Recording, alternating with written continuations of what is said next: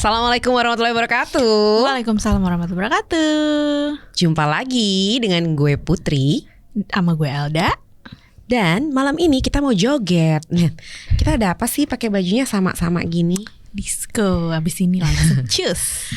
Jadi kita itu selain ukurannya ganda, sekarang baju kita juga kembar-kembaran. Ada hubungannya dengan yang mau kita bahas Oh gitu. kali ini. Iya ya. Iya, ini kan bagian kamu. Oh ya. Jadi oke, the floor is yours. Langsung. Jadi di episode jeritan hari ini kita mau bahas sebuah fenomena yang menarik banget tentang doppelganger. Apa tuh doppelganger? Jadi doppelganger itu berasal dari kata bahasa Jerman yang secara harfiah berarti penampakan ganda atau berjalan ganda. Doppel berarti ganda, ganger berarti pejalan atau yang pergi gitu. Nah, istilah ini merujuk pada fenomena di mana seseorang melihat sosok yang sangat mirip atau bahkan identik dengan dirinya sendiri. Kita identik nggak? Bentuknya kayak identik. Bentuknya kita identik, oke. Nah, padahal sosok tersebut itu bukan bayangan cermin, bukan juga saudara kembar, atau halusinasi yang jelas. Nah, itu kan menurut harfiahnya ya. Nah, dalam pengertian yang lebih luas dan modern, istilah doppelganger itu juga sering digunakan untuk menggambarkan dua orang yang tidak memiliki hubungan darah, namun memiliki kemiripin ingin ipi. Kemiripan fisik yang luar biasa, saking mirip banget jadi kemiripin. Oke. Seolah-olah mereka adalah kembaran gitu. Nah, jadi sebenarnya fenomena doppelganger ini ada beberapa aspek dan dapat dilihat dari berbagai perspektif. Nah, yang pertama nih, kalau perspektif folklore dan mitos bisa dijadikan sebagai pertanda buruk. Gitu. Jadi secara tradisional, terutama tuh dalam cerita folklore rakyat Eropa, kemunculan doppelganger itu sering dianggap sebagai pertanda buruk bahkan kematian. Nah, melihat doppelganger diri sendiri itu diyakini sebagai bayangan kematian, atau bahwa sesuatu yang naas akan segera menimpa orang tersebut atau orang-orang di sekitarnya. Tapi di Eropa doang tuh? Folklore berdasarkan cerita rakyat di Eropa. Nah, ada juga perspektif kembahan. Ada apa sih nih? Kurang kopi nih, masih belum aja nih, ada nih di meja. Tolong nih kayaknya. Dong, kopi, pisang goreng. Tuh ada yang mau makan pisang goreng soalnya di belakang ya kan. Tahu gejrot. Oke, balik lagi. Jadi perspektif selanjutnya itu adalah kembaran jahat atau yang disebut sama spektral. Nah, dalam beberapa kepercayaan, doppelganger itu dianggap sebagai kembaran spektral atau roh jahat yang meniru wujud seseorang untuk tujuan tertentu. Jadi ada tujuannya nih, dan biasanya tuh negatif. Nah, mereka itu biasanya mencoba untuk menyesatkan, membingungkan, atau bahkan nih paling ekstrimnya itu bisa menggantikan orang yang asli. Jadi kadang-kadang suka dibilang orang mungkin punya kepribadian ganda atau apa yang gitu. Nah, itu bisa jadi perspektif goib dong berarti. Ada goibnya juga maybe. Kan emang spektral, jahat. Nah, yang terakhir nih dari perspektif mitos itu ada seringkali tuh penasehat spiritual meskipun jarang ya. Nah, ada juga nih beberapa cerita di mana doppelganger itu muncul untuk memberikan nasihat atau peringatan. Meskipun seringkali dalam cara yang samar atau menakutkan gitu. Jadi kadang-kadang mungkin orang juga jadinya kan malah takut gitu, padahal dia mau diri sendiri. Gitu, meskipun sebenarnya dia mau menyampaikan message gitu, ada message-nya. Nah, ini kan kalau dalam perspektif mitos ya. Nah, dalam perspektif psikologi dan psikiatri itu ada sendiri. Gitu. Jadi yang pertama itu hiatoskopi. Jadi ini tuh adalah istilah psikologis untuk pengalaman melihat diri sendiri di luar tubuh. Jadi kayak rogoh sukmo. Tahu Rogo Sukmo? Masa nggak tahu? Rogo kantong tahu Rogo kantong. Rogo Sukmo aku nggak tahu. Rogo Sukmo itu loh yang orang ceritanya dia secara sadar atau tidak sadar merasa rohnya keluar untuk jalan-jalan kayak atau apa. Oh mungkin yang apa. di film-film kalau dia lagi koma. Iya bisa itu kayak gitu juga. Nah sebenarnya pengalaman ini tuh bisa berupa ilusi atau halusinasi visual, di mana seseorang melihat tubuhnya sendiri dari perspektif orang luar. Jadi kan ya itu kayak orang lagi koma kan dia ngerasa kayak loh kok gue ngelihat badan Diri gue sendiri gitu. Nah hal ini tuh bisa terkait dengan kondisi neurologis tertentu seperti epilepsi, migran atau cedera otak serta kondisi psikologis. Makanya kalau sering-sering migran hati-hati. Enggak, orang migrannya kalau lagi datang tamu Sama lapar tamu biasanya. bulan kalau lapar bener. Iya kan? Nah, kondisi psikologi yang kedua itu ada namanya autoscopic hallucination. Nah, mirip sebenarnya sama si hetoskopi, namun dia lebih spesifik pada halusinasi visual melihat diri sendiri. Gitu. Kalau tadi kan dia ngelihat dari perspektif orang luar gitu. Nah, selanjutnya namanya ada Capgras delusion.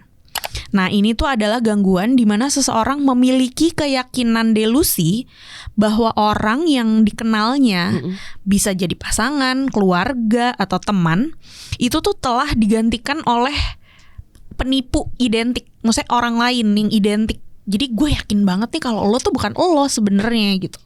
Tapi itu ya delusi sebenarnya. Delusi yang diyakini. Delusi itu berarti di atasnya halu. Gitu.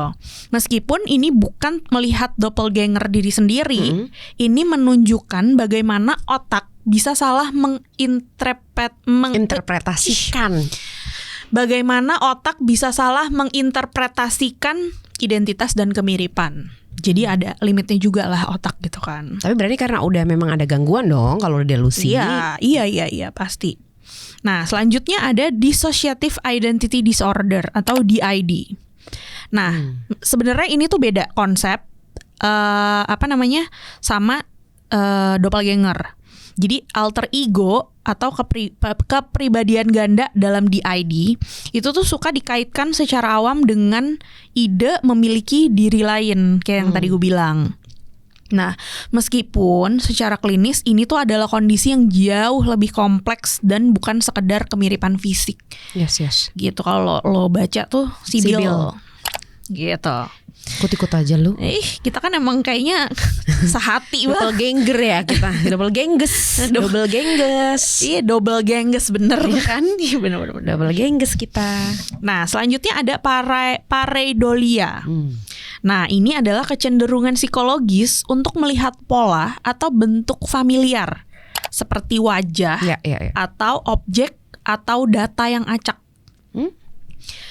Jadi familiar pada misalkan kayak mirip banget nih hidungnya gitu. Nah, dalam konteks doppelganger antar individu, mungkin saja orang tuh lebih mudah ngelihat kemiripan karena otak kita itu keprogram untuk mengenali wajah. Gitu. Jadi kayak lo kayak ngerasa ngelihat doppelganger karena lo mengenali fitur wajah gitu. Jadi emang ada orang-orang tertentu kan. Ya emang yang misalnya gennya sama ya. Ada muka-mukanya misalnya hidungnya ya begini atau kayak matanya. Keluarga gitu hidungnya kayak gitu semua gitu kan. Betul. Ya. Nah penjelasan ilmiah dan rasional untuk kemiripan fisik antar individu tuh sebenarnya ada sendiri. Nah jadi yang pertama itu ada keterbatasan variasi genetik. Nah meskipun nih jumlah kombinasi genetik manusia itu kan sangat besar. Yes. Jumlah gen yang secara signifikan mempengaruhi fitur wajah yang kayak tadi. Seperti misalkan bentuk mata, hidung, mulut, bahkan struktur tulang itu relatif terbatas sebenarnya. Dengan miliaran orang di dunia, secara statistik kemungkinan adanya 2 orang atau lebih yang berbagi kombinasi fitur wajah yang sangat mirip itu menjadi mungkin. Gitu.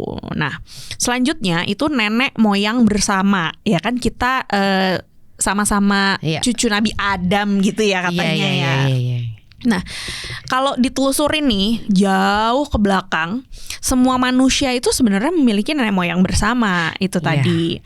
Nah, kemungkinan dua individu yang tampak mirip nih mewarisi set fitur tertentu dari garis keturunan yang pernah bersinggungan di masa lalu, meskipun mereka tidak menyadarinya.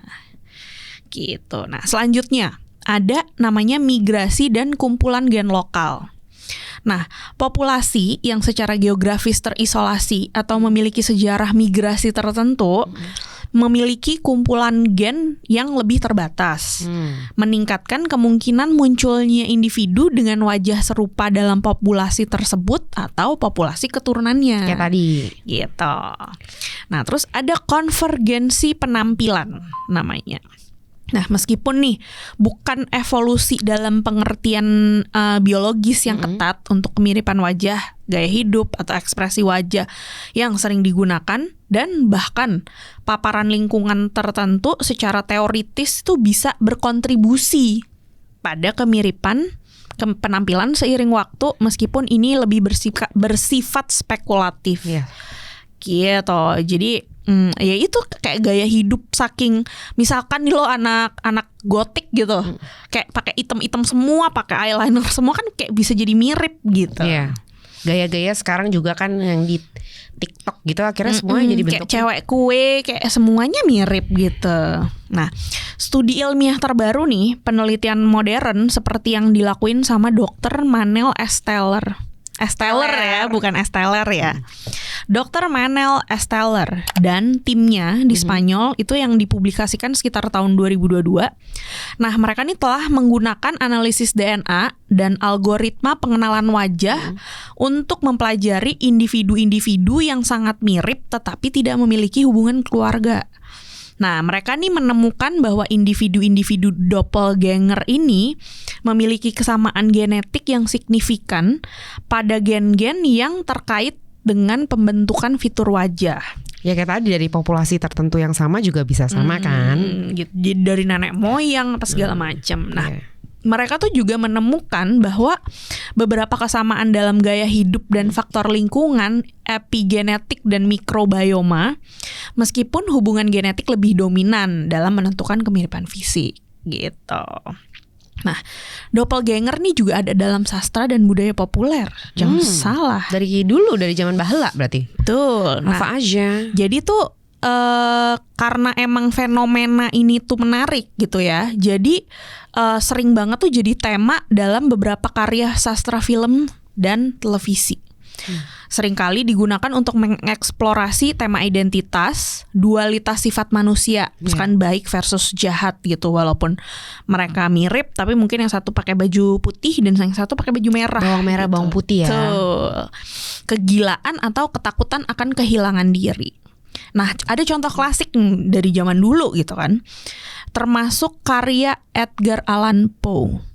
Siapa sih? Nggak tahu ya kalau anak zaman sekarang ya. Kalau kita sih kayak dulu kita pasti baca. akan tahu Edgar Allan Poe gitu kan. Tapi si William Wilson ini gue nggak tahu. Nggak terlalu terkenal sih memang. Terus ada juga Fyodor Dostoevsky yang judulnya The Double, dan Robert Louis Stevenson yang judulnya Strange Case of Dr. Jekyll and Mr. Hyde. Itu juga pasti kita tahu kan, yang meskipun bukan doppelganger fisik namun mengeksplorasi dualitas kepribadian, jadi yang baik dan yang jahat. Banyak sekarang kan diangkat-angkat dalam tema film. Banyak banget. Kayak kalau lo tahu dulu ada filmnya Dian Sastro, itu yang main bagus-bagus. Ada Dian Sastro, Nirina Zubir, Marcella Zalianti, terus gue lupa, pokoknya itu yang main bagus-bagus. Itu judulnya Belahan Jiwa. Itu ceritanya mirip-mirip Sibyl. Jadi dia banyak kepribadian. 5 apa kalau nggak salah, mereka berlima. Tapi Dina Olivia tuh pada zamannya kan. Dina Olivia tahu nggak? Hits loh. Pada zamannya banget. Dina Olivia sama si Samuel. Zaman dulu kan? Samuel Rizal. Gitu. Nah, ada juga nih dalam beberapa budaya populer modern, konsep doppelganger itu muncul dalam film genre fiksi ilmiah. Misalkan cloning, multiverse. Parallel universe, Oh, iya. multiverse universe. Itulah Kamu haus pokoknya. ya. Ya, jadi intinya tuh fenomena doppelganger itu adalah konsep multifaset yang menyentuh folklore, psikologi, biologi, budaya gitu. Nah, tapi kalau ngerujuk ke pengalaman mistis, melihat kembaran hantu diri sendiri, ini suka dikaitin sama pertanda atau kondisi Buruk. psikologis, Psikologis. neurologis gitu. Nah, selanjutnya nih ada, kayaknya ini jatah lo sih, kayak gue udah perlu minum deh kayaknya. Lu mau minum? Ntar aja lah, tapi pokoknya banyak sebenarnya artis-artis tuh yang Ternyata dibilangnya doppelganger, padahal bukan. Kayak kita kan, Selanjutnya kita serahkan. kayak saya kita kan, serahkan. kayak doppelganger kan? Kan kita double gengges. Double gengges padahal kita double decker. Jadi kalau kita mulai dari Indonesia dulu nih ya. Boleh. Ada yang dua mirip banget, Chelsea Islan sama Tatiana Safira. Sekilas tuh emang benar-benar kayak set-set, tapi secara fisik kalau udah lihat beda. Karena kan kayak si Chelsea lebih kecil gitu kan, lebih sebenarnya si Chelsea tuh lebih nyempluk juga gitu. Jadi mereka tuh memiliki wajah yang sangat mirip, terutama bentuk wajahnya, mata dan senyumnya. Nah kedua-duanya ya kita udah pasti tahu lah, mereka udah nggak perlu dijelasin lagi siapa kan. Terus Acha sama Sandi Aulia, ya kan, agak-agak mirip gitu. Oke lah, fitur-fiturnya mungkin ya. Matanya, ya kan, mata-matanya. Ya itu juga artis. Jadi di bagian wajah-wajah lah, hidung, bibir gitu. Terus Hesti sama Ayu Hastari. Ini parah banget miripnya emang. Jangan-jangan. Kan lo kenal. Dua presenter sama artis ini benar-benar mirip. Gayanya juga kan, gayanya agak-agak gila-gila. Udah gitu rambut lurus, Iya. gitu kan hitam kayak nggak diapa-apain. Betul. Tapi kalau di Indonesia jadinya kita kalau misalnya ada yang mirip jadi ini, bapak gue dulu main sama siapa ya gitu kan. Ya enggak sih. Jangan-jangan mak gue ada main nih masih om sebelah gitu kok. Tetangganya sama bentuknya. Terus sama ada lagi Marsha Arwan sama Nabilah Ayu. Dia JKT lah, kalian pasti tahu lah om-om yang nonton. Om-om ya. Ya kan? Dipenuhi oleh om-om loh. Jeritan. Bukan JKT. Oh iya. Tapi kan jeritan enggak lah. Jeritan ternyata om-om cari contekan. Cari contekan. Bener-bener. Ya kan? Ngomongin apa nih emak-emak. Jadi Marsha Arwan tuh kan lucu, gemes gitu kan. Jadi lucu, pada mata-matanya, senyum-senyumnya, gemes-gemesnya tuh mirip tuh mereka. Cut Tari sama Ersa Mayori. Ini juga parah banget sih. Iya, betul. Yang memang yang paling-paling sih menurut gue Cut Tari Ersa sama Hesti Ayu. Cuman sih sekarang udah mulai agak, kalau Cut Tari tuh udah mulai, waktu awal-awal tuh pas Gatsam itu sama. Tapi kan sekarang mungkin mukanya udah pada lebih matang. Mature. Jadi ya udah, mereka tuh bener-bener bikin orang tuh pokoknya kalau ada dia ya pasti ini dia, orang mereka sering kumpul bareng juga. Ini nongol. mana yang mana Ini gitu yang jadinya kan. tipis bibirnya. Iya, udah gitu kan rambut sama Iya, kan benar, kayak Hesti benar, Ayu benar, gitu. benar. Terus kita ke dunia internasional itu ada Katy Perry and Zoe Deschanel. Itu mirip banget sih, Iya, parah. Iya. Tapi gue lebih suka Zoe. Lebih lucu kalau gue. Iya, karena Katy Perry lebih rawr. Kalau Zoe kan lebih gemes. Unyu-unyu. Jadi ini paling sering saya emang benar-benar kayak apa ya, kalau orang Jawa bilang nyelamur gitu loh. Jadi ada lah. Dua-duanya matanya biru, gede-gede gitu kan, gede-gede gitu, rambutnya gelap, profilnya juga serupa lah, jadi kotak-kotaknya. Jadi sering banget nih kata si Zoe waktu ketemu sama gue. Gue Bo, gila gitu. Gue musuh disangkain si Roar. Tiba-tiba disuruh nyanyi gitu. Mbak Zoe nyanyi. Mbak Tapi Zoe dia juga nyanyi loh. Iya tapi kan genre lagunya juga beda. Iya. Genrenya nggak yang Katy Perry. lalu. Terus Margot Robbie sama Jamie Presley. Jadi si Harley Quinn itu emang fitur wajahnya kan ada tajam-tajamnya. Nah itu tuh Mewing. Kita sama-sama double chin. Natalie Portman and Keira Knightley. Ini juga sih. Ini juga bener. Cuma Keira tuh lebih kotak mukanya. Masa ya? Ya agak-agak lebih kotak. Keira Knightley itu kan pengganti karakter Padme Amidala yang diperankan oleh Natalie Portman. Iya, saking miripnya. Kira kayaknya lebih kurus, lebih kecil. Lebih itu kalau si Natalie Portman lebih berisi di bagian ininya. Henry Cavill dan Matt Bomer. Nah itu juga sama-sama bermata biru, rambut gelap, rahang-rahang tegas gitu. Jessica Chastain and Bryce Dallas Howard. Keduanya adalah aktris berambut merah. Jadi kemiripannya itu dari situ, dari warna rambutnya udah red hair. Terus aku juga red hair. Pink you. Oh, pink hair ya, oke. Warna kulit sama struktur wajahnya yang mirip. Biasanya emang makanya kayak yang kotak-kotak. Iya, udah pasti yang kalau dibilang mirip ya udah pasti gara-gara fitur wajah. Iya, makanya yang tadi lo bilang kan. Will Ferrell dan Chad Smith, drummernya Red Hot Chili Pepper. Ini dua legend. Kalau bareng-bareng juga pakai baju yang sama juga pasti orang kayak siapa nih? Bahkan katanya pernah ini ya mereka masuk acara TV yang dengan apa? Iya, pakai pakaian baju sama. Dulu juga ada kan di Indonesia? Ada yang si almarhum Indra Safera ya? Bukan dong. Siapa sih? Almarhum Taufik Safalas. Oh, Taufik Safalas. Aspal. Iya, asli bener. apa palsu? Ketahuan umurnya. Nina Dobrev dan Victoria Justice. Nah itu bentuk wajahnya, matanya, senyumnya. Dia cantik banget sih Nina Dobrev. Lo tau Nina Dobrev? Yang mana? Dia Vampire Diaries. Enggak. Series. Enggak. Itu bagus tuh filmnya. Coba. Oke. Jadi menurut kalian siapa aja dan yang setuju dengan pemaparan tadi, karena ternyata bukan, kalau gue kan gue nggak tahu tuh istilah doppelganger. Nah, emang kalau doppelgangers. Jadi itu kalau misalnya dulu tuh om gue lagi di mana, misalnya tiba-tiba ada yang lewat. Nah, itu kan mistis. Nah, itu sering tuh kayak gitu. Tapi gue nggak tahu kalau ternyata bisa dijelaskan secara medis, secara ilmiah bahwa ada hubungannya dengan syaraf dan lain-lain. Tapi kalau emang ada di lokasi-lokasi tertentu kayak gitu ya memang hubungannya dengan mistis kan. Karena gue pernah nih, jadi dulu waktu gue SMP, jadi sekolah gue itu ada kayak taman kecil yang kecil banget tamannya, pinggirannya tuh dilingkarin pakai kayak bangku semen gitu kan. Terus tengahnya pohon. Nah, jadi gue sama teman-teman gue lagi duduk-duduk tuh di situ, belakangnya tuh ruang guru. Jadi di depan ruang guru tuh ada si taman ini gitu. Nah, terus udah gitu kita tuh emang ya bergeng lah, namanya bocah SMP ya gitu. Terus ada guru gue satu nanya, "Loh, si ini mana, si A?" gitu. "Kok biasanya bareng, kok nggak bareng nih?" gitu kan. "Lah, kan nggak masuk, Pak." gitu.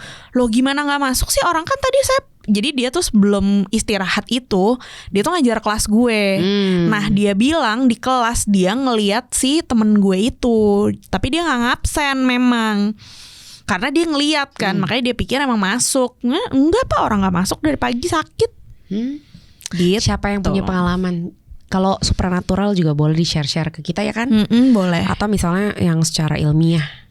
Itu juga boleh ternyata. Atau kalau misalkan ada list artis yang kita belum sebut nih, mau ditambahin juga boleh.